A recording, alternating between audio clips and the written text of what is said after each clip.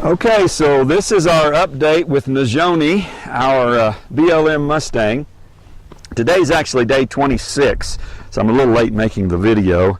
We had some problems with the camera and weather and different things. And he's made a lot of progress since the last video. I think the last video, which was probably about 10 days ago, I couldn't even come past his shoulder. And now he'll allow me to rub him all over. He'll let me rub all over him like this. I can pick up his front feet. I can't pick up his back feet. He's real touchy still about his butt and his tail and everything, but he will take that. Okay, he'll let me do that. So I think we're a few more days. And today was actually the first day that I was able to walk up to him here and catch him without having to trap him in a small pen. So to me, that's a big win, big day to be able to do that. And you can see me wearing these gloves. He was just a panicaholic. Every slightest little thing he didn't like, he would take off and, shoot out like a rocket. And I was letting him do that, and maybe I shouldn't have, as long as I did. I let him do it until about 3 or 4 days ago, maybe. And then I got this 30-foot rope and these gloves, and I just started shutting him down. When he tried to shoot out, I just shut him down, because he's got to learn that that's not the right answer. And it's working. And I'm also to the place now where I can lunge him some. See if I can lunge him around a little bit and point, and he'll go like that. Yeah, so he'll lunge a little bit. It's not real good. It's not real good. It gets better at the end of the day. I've been doing 2 sessions a day at least, if I can. But by the end of the day yesterday, he was kind of trotting around here relaxed and not all hyper like he is right now. This is early in the morning, so I've just started.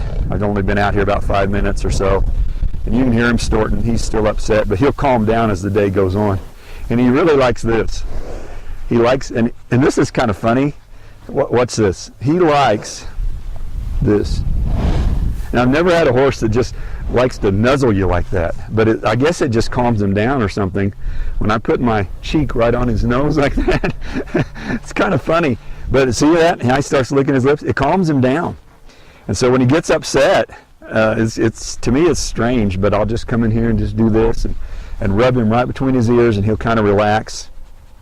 Okay, so that's where we are, and I'm reasonably satisfied. I'd like to be a little farther along on day 26, but as I said in the beginning, it's kind of a lot of it's up to him, what he can take and what he can process, and he's trying hard. He really is. I can see things happen. He'll get in a bind, and he'll really try to figure it out, and so he's trying hard. So I'm ready to put the first saddle on this horse.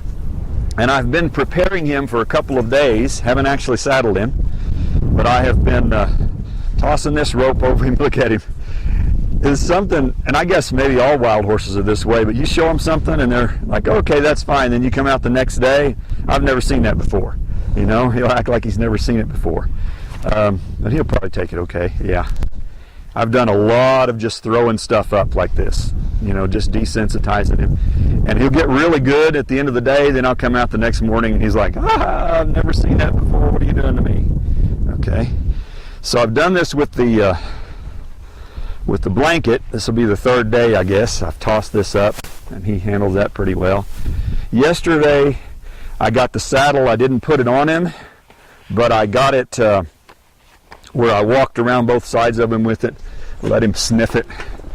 And if, I emphasize if, I am successful in getting him saddled, it's about 9:30 on Saturday morning, if I get him saddled, I'll just leave it on him all day and let him wear it until this evening.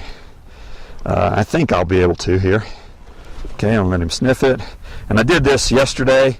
When I did it the day before yesterday, he wouldn't let me get it near him. But yesterday I was able to do this right here, okay, and touch him with it.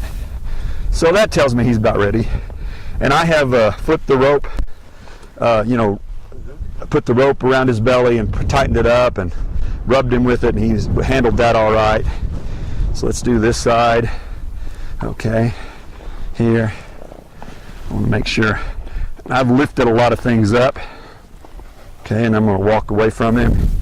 I'm just trying to make this as gentle as I can But this horse can blow up in a heartbeat. I mean, he can just lose it and go sky high. So I'm trying to prevent that if I can. So I'm about ready to just see if we can set it on his back. And he may take off and he may not. I don't know what he's going to do. Okay. That's actually pretty good. Okay. I'm going to put it up there. I'm going to take it off. Then I'm going to set it up there. And I'm going to take it off. Come around to this side. I'm trying to do this as gently as I possibly can. Set it up there and take it off. Okay. Very good, buddy. He's doing real good. A little better than I thought he would, actually. All right, set it up there. I want to see if I can just gently get this. And, you know, at this point, if he takes off, it's going to go. You know, the saddle just fall off. And I use an old rope and saddle that I've had for probably 40 years just because, you know, it's not going to hurt the saddle too much if he rips it apart. So far, so good. All right. Reminds me of the story of a guy who was on the top of a 10-story building and he fell off. And as he was falling, about the 5th floor, a fella stuck his head out the window and he said, "How's it going?" The guy said, "Well, so far, so good." So that's kind of how I feel about this. All right, that needs to come down just a little. Okay, so we're gonna cinch him up here in a minute and see what happens. The thing, you know, at this point it's not really dangerous. Oh, I love that. You see him licking his lips? I love that. It's not really dangerous at this point, but if once I start cinching it up, that's when we can get into a big wreck, because if he starts bucking and carrying on, then the saddle can get underneath his feet and traumatize him, and I definitely don't want that. Okay, so let me just rub him here in a minute, try to relax him a little. There we go. I'm really, really pleased with how he's trying hard. He had so much fear and was just a panicaholic, and he still is, really, but he's trying really hard to figure this out. Okay, now let's see if he's okay with that. Reach in there and grab the cinch. Notice I keep my head away from any feet when I do that. Now I'm just going to let him feel that and then loosen it. Let him feel that cinch. Kind of pull on him just a little and loosen it. Okay, you all right with that, buddy? You all right if I just do that? You see him rock back? He says, "What in the world?" Okay, I think we might make it. I think we might make it. Let's just inch this through here. Now, I'm kind of committed here. Once I get to this point, I'm going to try to cinch this up enough that if he blows up, I probably should say when he blows up, that it's not going to come loose. I'm going to try to okay, I'm going to put it in a notch right there. Now, I'd like to get this back cinch if I can, just because it'll do a lot of flopping around. Okay. I like to have a back cinch because it keeps the back of the saddle from coming up. All right. So far, so good. I'm going to try to cinch him up just a little bit tighter